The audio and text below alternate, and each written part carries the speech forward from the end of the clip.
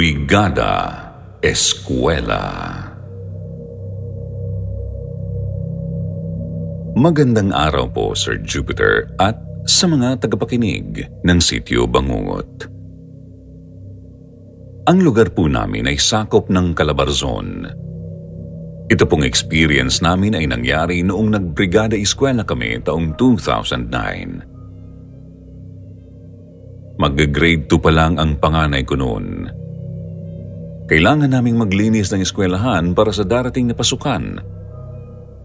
Para na rin ito sa mga anak namin na gagamit ng mga classroom. Hindi ko na po babanggitin kung saang paaralan para na rin po sa kanilang seguridad. Doon po sa eskwelahan na yon ay may malaggubat sa likurang bahagi. May mga naglalakihang puno po doon ng mahogani at mangga.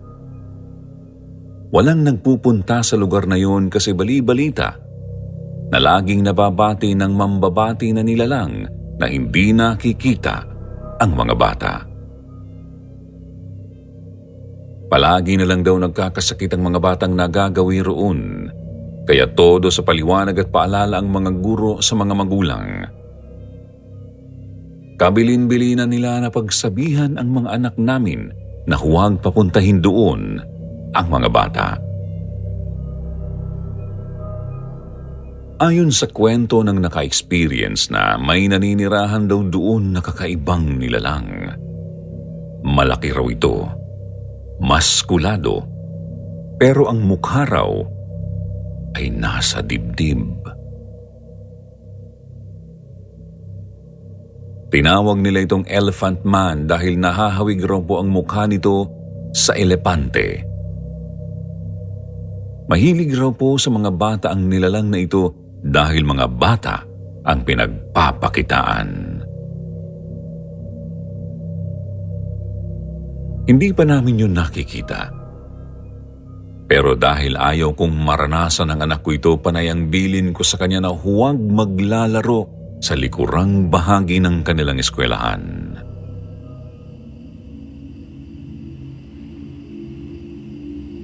Araw ng Martes ang ibinigay na araw sa amin para maglinis sa classroom at bakuran sa eskwelahan. Isinama ko ang anak ko dahil nga walang mag-aalaga sa kanya sa bahay. Mabuti na lang at nagsama rin ng anak ang ibang magulang kaya nagkaroon ng kalaro ang anak ko. Nasa kalagitnaan kami ng pagpo-floor wax nang pumasok na humahangos ang mga bata sa loob ng classroom at sinabing may nangyari daw sa anak ko. Pumunta raw sa likuran ng eskwelahan. Tapos nakita na lang nilang biglang nahimatay ang anak ko.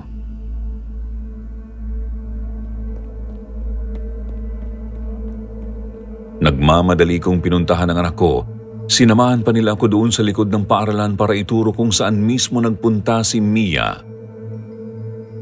Sobrang kaba ko nun kasi alam kong delikado doon kaya nagtataka ako kung bakit pumunta doon ang anak ko.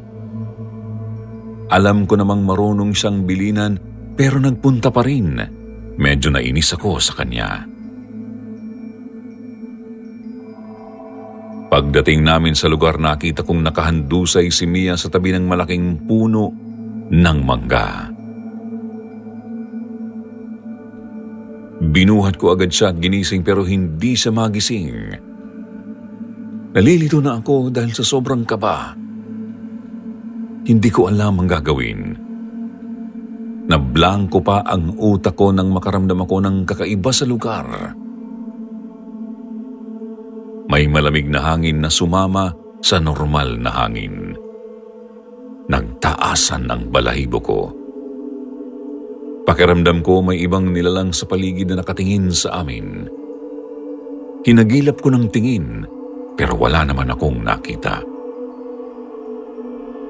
Pero may narinig akong tumatawa. Malaki ang boses niya. Parang malaking lalaki. Pero hindi nakakatakot ang boses niya.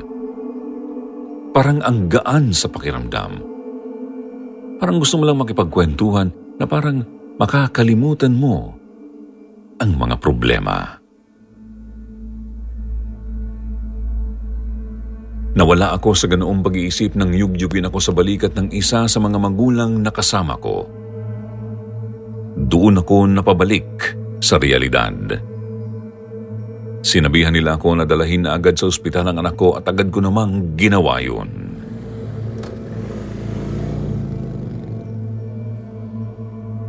Isinugod ko sa pinakamalapit na ospital ng anak ko. Nagpa-service na ako sa tricycle kahit mahal ng singil nila. Nakahinga ako ng maluwag nang sabihin ng doktor na maayos naman daw ang anak ko pagkatapos nilang tingnan. Normal naman daw ang mga test results sa kanya. Baka raw napagod lang kaya hinimatay. Baka rin daw gutom ang anak ko. Doon ko naisip na hindi nga kumain ng maayos ang anak ko bago kami umalis sa bahay kasi ayaw daw niya ng ulam. Sinabihan pa ako ng doktor na kapag gumising na ang anak ko, ay pwede ko na ring iuwi. Hinintay kong magising si Mia saka ko siya tinanong. Sabi niya may tumawag raw sa kanya sa may puno ng mangga. Binibigyan daw siya ng hinog na bunga. Mabait naman daw yung lalaki na tumawag sa kanya. Gusto daw niyang kumain ng mangga kaya nilapitan niya ito para kunin yung ibinibigay. Pero nakaramdam daw siya ng antok. Mas nagulat pa ako sa sunod na kwento ng anak ko nang kunin na niya ang mangga. Paggising daw niya, napunta na siya sa lugar ng maraming puno ng mangga. Mababa lang ang mga puno at abot niya raw ang mga bunga. Napakarami daw ng bunga kaya tuwang-tuwa siya. Kumain daw siya doon ng bunga kasi nagugutom daw siya. Pakiramdam niya ay sobrang sarap ng bunga ng mangga doon. Kinausap pa raw siya nung lalaki na maglaro muna sila bago siya umuwi. Doon lang daw niya naisip na wala siya sa eskwelahan. Kaya nagpumilit daw siyang umuwi na. Pero nalulungkot daw yung lalaki na nagdala sa kanya doon. Parang ayaw siyang paalisin. Pero nakatulog daw siya uli nang marinig niya ang boses ko na tinatawag siya. At paggising niya, nasa ospital na siya. Kaya nagtaka pa siya kung paano siyang napunta sa ospital. Natulog lang naman daw siya. Sobrang takot ko noon para sa anak ko, Sir Jupiter. Kasi naisip kong balak talaga siyang kunin nang nakatira sa puno ng mangga. Kaya pinagsabihan ko ang anak ko na huwag nang kukuha ng kahit anong ibigay sa kanya basta hindi nila kilala. Tumango naman siya sa sinabi ko kasi natakot na rin siya.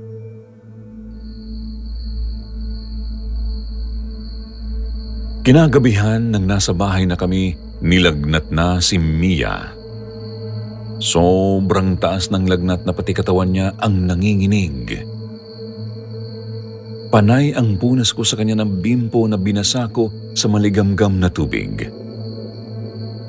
Gusto ko siyang ibalik sa ospital, kaya lang wala nang bumibiyahe sa amin kapag gabi na. Kaya inalagaan ko na lang siya at binantayan. Pinakain ko siya at pinainom ng gamot. Nagtataka pa ako noon kung bakit kung kailang nasa bahay na kami, saka pa siya nilagnat ng ganon. Kaya lalo akong natakot noon. Mag-aalas 3 na ng madaling araw, saka lang bumaba ng kaunti ang lagnat niya.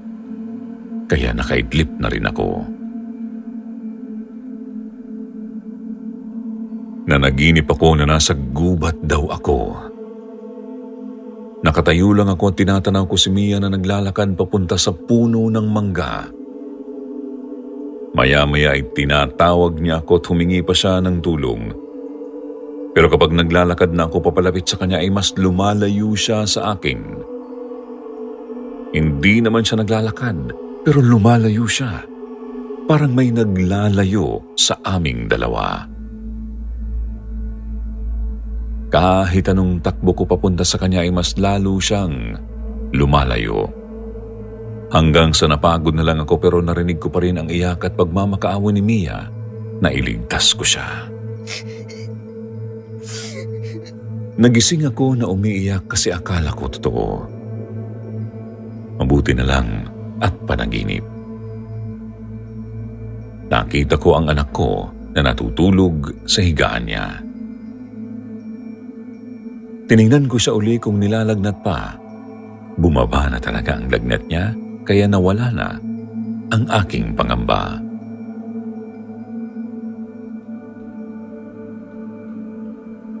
Pumunta ang biyenan ko sa bahay kinaumagahan. Kapitbahay lang naman namin sila. Tuwing umaga talaga siyang nagpupunta sa bahay para dalhan ng almusal ang anak ko. Alam niya kasing maselan talaga sa pagkain si Mia. Pihikan siya, namimili ng kakainin, pero kapag ang lola niya ang nagbigay, kinakain niya. Nang malaman niyang kagagaling sa lagnat ni Mia, mas nag-alala siya kaysa sa akin.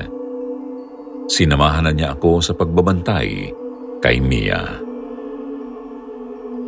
Kaagad niyang pinuntahan sa kwarto ang anak ko para pakainin, pero pagpasok pa lang niya sa kwarto, natigilan na siya. Tinawag niya ako at pumunta kami sa kusina. Doon niya ako kinausap. Tinanong niya ako kung sino raw yung lalaking malapad ang muka na parang elepante ang itsura na nasa kwarto ng anak ko. Bakit daw may bisita kaming ganun? Saan daw yun galing? Kinilabutan ako sa sinabi ng biyenan ko. Sinabi ko sa kanya na wala kaming kasama ni Mia sa bahay. Kami lang talaga ng anak ko ang nasa bahay kasi lingguhan kung umuwi ang asawa ko galing sa trabaho. Dahil sa pagtataka, binalikan namin ang kwarto para tingnan ang sinasabi niya kasi pinipili talaga niyang may nakita siyang kakaibang tao sa kwarto.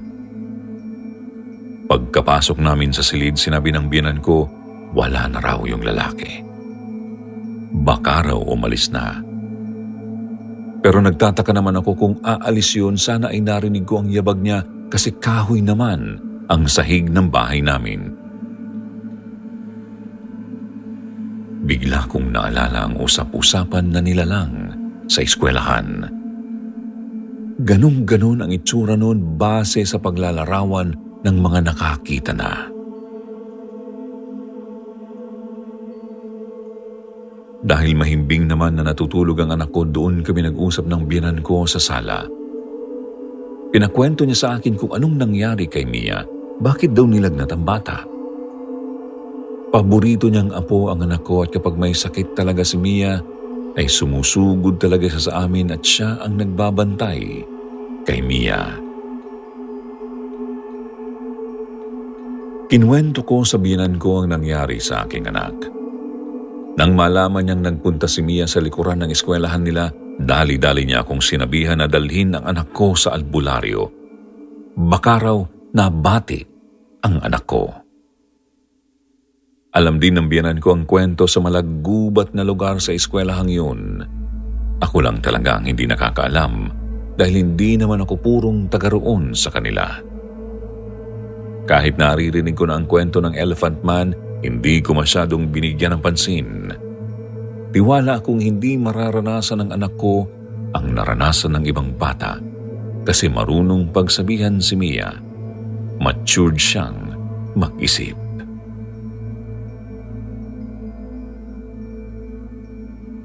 Sinamahan ako ng biyenan ko para puntahan ang albularyo na kakilala niya.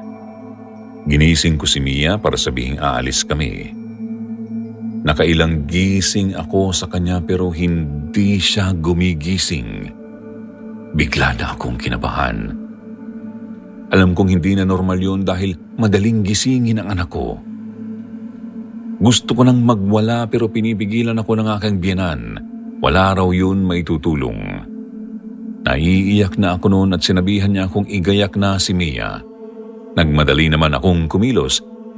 Habang naggagayak ako, panay ang hawak ng biyenan ko kay Mia. Sabi niya ang lamig daw ng anak ko. Kakaiba raw ang lamig niya. Lalo akong natatakot. Dinala namin si Mia sa kakilala niyang albularyo. Pagdating namin dun sa bahay ng albularyo, nagulat ako dahil medyo bata pa pala ang manggagamot. Nagpakilala siya sa amin bilang Andeng. May kasama rin siya noon na babae na Lily daw ang pangalan. Ikinuwento ko sa kanila ang nangyari sa anak ko at hindi naman sila nagdalawang isip na tulungan kami. Nang tiningnan nila si Mia, agad nila akong sinabihan na wala raw ang kaluluwa ng anak ko sa katawan niya. Nagsagawa sila ng ritual para mahanap ang anak ko. Nagpausok sila sa loob ng bahay habang nag-uusal ng dasal. Maya-maya ay sinabi ni Andeng na dinala daw ang anak ko ng isang kakaibang nilalang. Sa paglalarawan niya ay tumugma na naman ito sa nilalang na nakatira sa likuran ng eskwelahan. Nasa lugar daw na maraming puno na namumunga ng iba't ibang prutas ang anak ko. Umiiyak siya kasi gusto na niyang umuwi.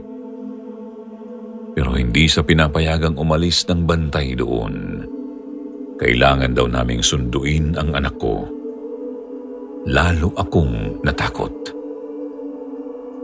Wala akong kaalam-alam na hindi ko na pala kasama ang anak ko. Akala ko ay mahimbing lang siyang natutulog. Hindi ko alam na may nangyayari na palang masama sa kanya. 2:00 na ng hapon noon. Nagmadali kaming bumalik sa eskwelahan. Iniwan namin ang biyenan ko sa Mia sa bahay ng albularyo. Kaming 3 lang nina Andeng at Lily ang nagpunta. Dahil may mga nagsasagawa pa ng paglilinis, may nakausap pa kaming teacher. Nakapagpaalam kami na kung pwede ay magsagawa ng pagdarasal sa likuran ng eskwelahan. Alam naman nila ang kwento ng lugar na yon kaya pumayag sila. Sinabihan lang kami na sikaping hindi malaman ng iba ang gagawin namin para hindi magkaroon ng eskandalo. Nang makarating kami sa mapunong likod ng eskwelahan, ramdam ko na ang mabigat na pakiramdam sa lugar. Pakiramdam ko rin ay napakalayo ng puno ng mangga kahit na ilang metro lang naman ang layo nito sa bungad. Habang lumalapit kami, ay napansin akong may kakaiba sa puno ng mangga. Mas marami ang mga tuyong dahon nito.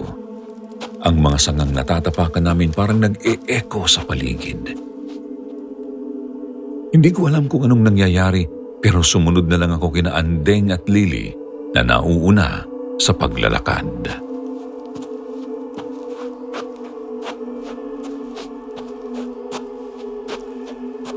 Medyo matagal na kaming naglalakad pero pansin namin na ang tagal naming makarating sa puno ng mangga.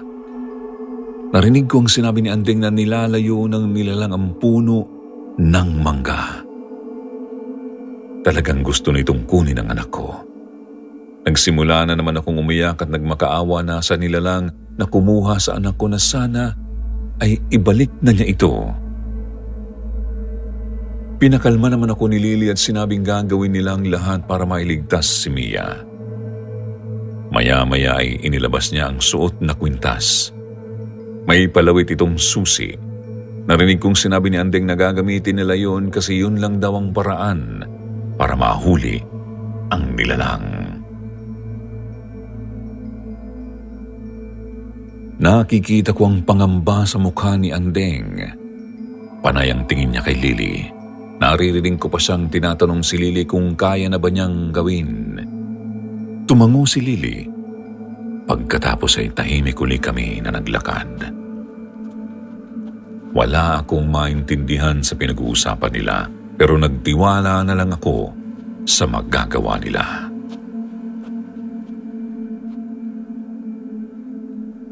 Maya-maya ay huminto na kami sa paglakan.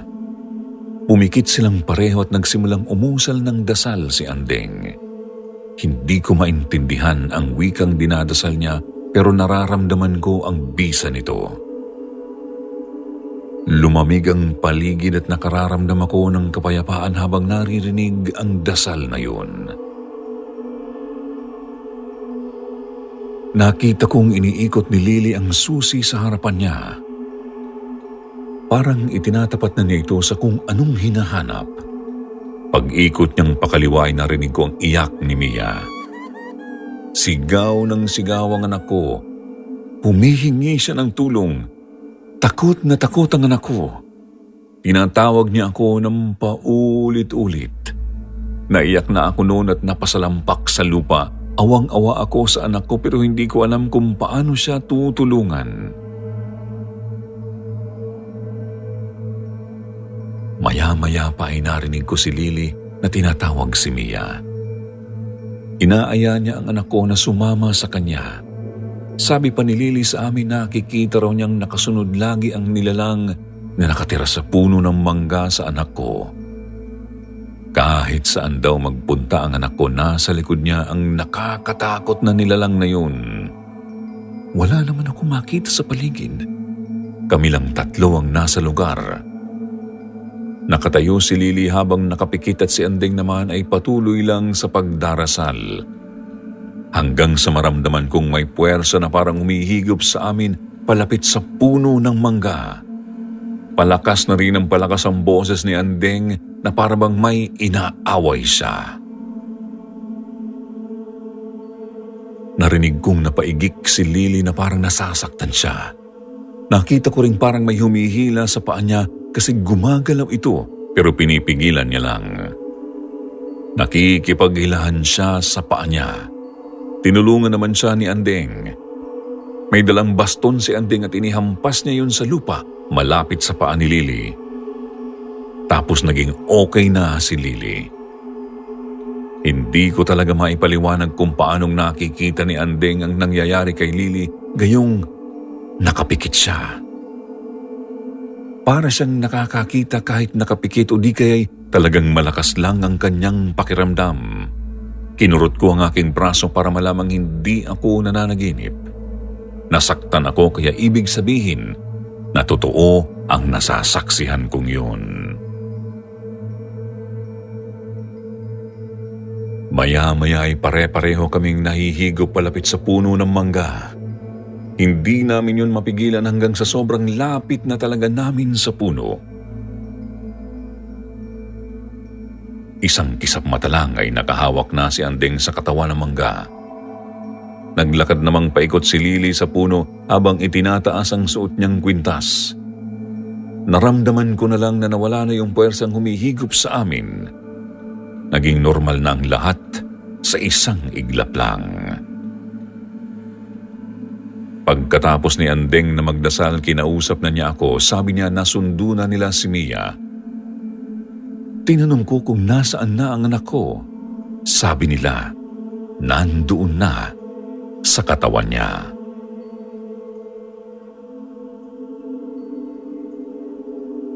Bumalik agad kami sa bahay ng albularyo. Tuwang-tuwa ako nang makitang nakaupo na ang anak ko at nag-uusap na sila ng lola niya. Bungad sa akin ang biyanan ko pagkapasok ko ng bahay ng albularyo, gising na raw si Mia. Nagising na parang nakatulog lang at walang ibang nangyari. Mabilis akong lumapit sa anak ko at niyakap ko siya ng mahigpit. Nagpasalamat ako kina Andeng at Lily. Sinubukan ko pang abutan sila ng maliit na halaga pero tumanggi sila. Kawang gawa daw talaga ang ginagawa nila at hindi sila nagpapabayad. Pagkatapos ay umuwi na rin kami.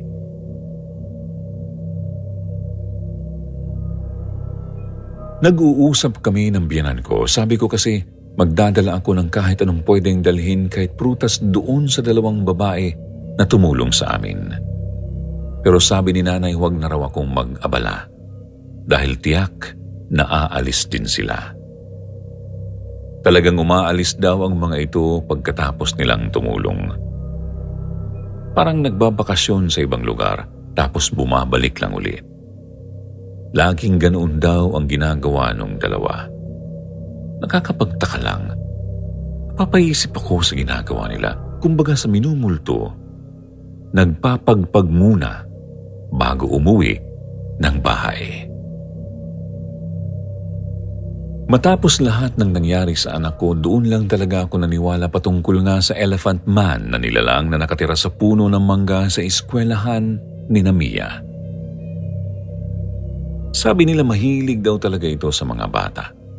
Kapag may nagustuhan itong bata, inaalok niya ng mangga. Kapag tinanggap ng bata, inaaya na sumama pagkatapos ay hindi na ibinabalik. Kinukuha nito ang kaluluwa ng bata at kinukulong sa punong yun. Kung hindi namin naagapan si Mia, baka wala na siya sa amin. Sabi nila ang pangontra daw sa nilalang na yun ay bawang. Takot daw ito sa amoy ng bawang kaya palagi kong pinagbabaunan si Mia ng bawang. Inilalagay ko sa bulsa ng kanyang palda. Naging maayos naman ang pag-aaral ng anak ko sa eskwelahang yun. Naipetisyon kasi ng mga magulang na alisin na ang puno ng mangga doon. Pero hindi naman magawa dahil lahat ng nagtangka na putuling yun ay nagkakasakit. Kaya ang ginawa ng eskwelahan, nilagyan na lang ng bakod para hindi na makapunta ang mga bata sa likod ng eskwelahan. Natapos ang anak ko sa elementary na lagi kong nilalagyan ng bawang ang bulsa ng palda niya. Walang masamang maniwala sa kasabihan kung hindi naman nakakaperwisyo ng iba. Hanggang dito na lang po ang aking kwento, Sir Jupiter. Sa tagal ng panahon ng lumipas, hindi na naalala ng anak ko ang nangyaring yun sa kanya. Tinatawanan na nga lang niya ako kapag kinikwento ko, pero alam niyang laging may bawang ang bulsa ng palda niya. Nagtataka daw siya kung bakit may bawang. Hindi ko alam na tinatapon pala niya ang bawang kapag nakakapanyang meron naman ang bulsa niya. Isa siyang pasaway na bata, pero ayos lang din kasi nakapagtapos siya ng elementary na hindi na uli binalikan ng Elephant Man. Marami pong salamat sa inyong pakikinig. God bless po sa inyong lahat, lalo na sa bumubuo ng Sitio Bangungot. At ngayon naman, eto na ang inyong paboritong shoutout portion. Shoutout kay Lady Gagarin, J.R. Bank, Lotlot Bebrahim, Amiel, Daisy Garcia, Charlene Ahit, Shirley Carillo, Miara Dre, Mr. Coles, Babiong Sueco at Maria Cebuana. Basahin naman natin ang ilan sa magagandang comment mula kina Maria Cebuana at Dara Navi. Sabi ni Maria, ako po ay taga Cebu, Tabogon at avid fan at listener po ako ng Takip Silim at Sitio Bangungot. Maraming salamat po. Sabi naman ni Dara, shout out daw sa kanyang kapatid na si Jeka na palaging nakikinig papasok at pauwi galing trabaho. Na nahikayat ko nang makinig sa ating paboritong channel ang kwentong Takip Silim at Sitio Bangungot. Ngayon din daw sa kanyang anak na si Doreen at sa kanilang mahal na Mama Rena. Maraming salamat po at God bless sa ating lahat. Mula kay Dara ng Dubai, UAE. Sa mga hindi po nabanggit, sa susunod na lang po ha. Huwag niyo pong kalimutang mag-reply sa ating shoutout box na nasa comment section para ma-shoutout ang pangalan niyo. Muli po mula sa bumubuo ng Sitio Bangungot. Ito po ang inyong lingkod, Jupiter. Nagpapasalamat.